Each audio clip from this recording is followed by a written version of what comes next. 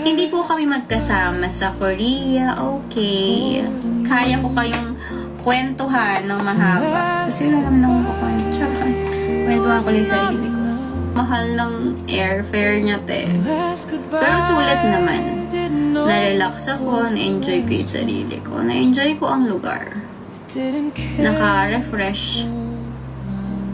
Pero yun nga, pagbalik, may mga bagay kang dapat harapin sa totoong buhay. Hi. Kung ayaw may dahilan, kung gusto palaging merong paraan. When you really care, you don't just make excuses. You find a way to prove it. O, tama. Yeah, tama. Can I share? Sabihin na naman tao.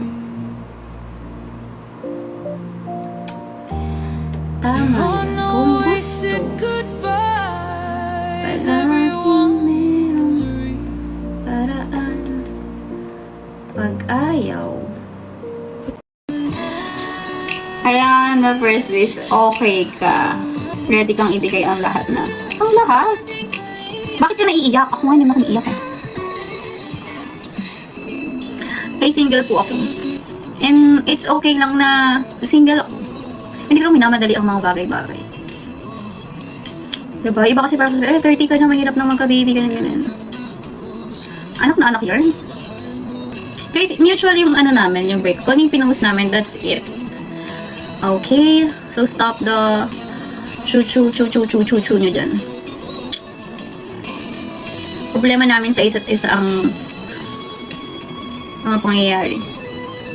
Okay. Sabi niya, open ka magpaligaw. Ako wala pa akong time dun. Napapagod na ako sa mga bagay-bagay. Status single po. But not ready to ano. Reason, pagod na 30 years old. Pero kapag nag-love ka talaga, masakit masaktan. And then, nakakatakot din na masaktan ulit. Parang ganun. So, di mo alam sumilulog ang sarili. But, go with the flow.